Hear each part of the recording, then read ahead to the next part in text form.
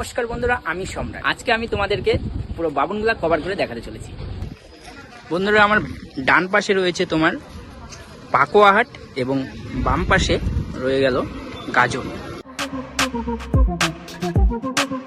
বন্ধুরা, এটা হচ্ছে বাবনগোলা স্ট্যান্ড। এখান থেকে তোমরা পেয়ে যাবে গাজল যাওয়ার ছোট বড় সমস্ত রকম গাড়ি। আর আমার পিছন দিকে ঠিক এই দিকে রয়েছে, এদিকে হলো পাকোয়াহাট। আর এখান থেকে তোমরা পেয়ে যাবে পাকোয়া যাওয়ার সমস্ত গাড়ি।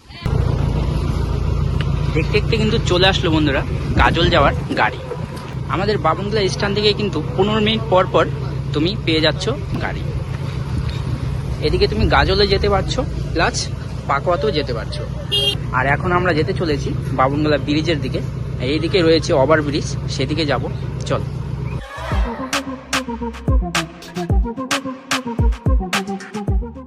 বন্ধুরা, আমি এখন বর্তমান দাঁড়িয়ে আছি বাবনগোলা ওভার ব্রিজের ওপর। আর আমার বাম সাইডে রয়েছে বাবনগোলা ইন্ডিয়ান ব্যাংক, আর ডান সাইডে আছে তোমার বাবনগোলা বাজার, সেটাও তোমাদেরকে দেখাচ্ছি, চলো।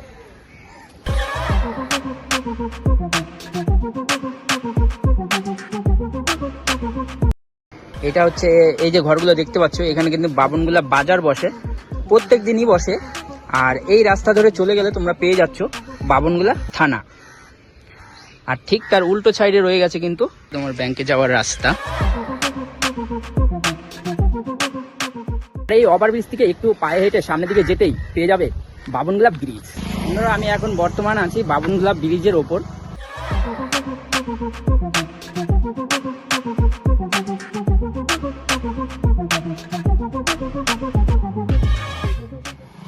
আর এই ব্রিজটা কিন্তু গাজল ও বাবনগোলাকে একসঙ্গে মিলিত করেছে।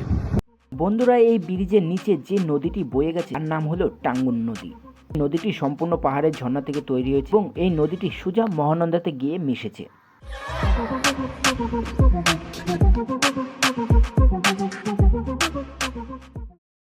এই বামনগোলা ব্রিজ ধরণী সেতু নামে কেন পরিচিত বলুন জানা যাক। তাও আজ থেকে প্রায় 45 বছর আগে এই জায়গায় কিছু ধনী বামনরা বসবাস করতেন। তাদের মধ্যে একজন ব্যক্তি ছিলেন, তিনি এই ব্রিজটি উদযাপন করেছিলেন। তাই তার নাম অনুসারে এই ব্রিজটির নামকরণ করা হয়েছিল ধরণী সেতু।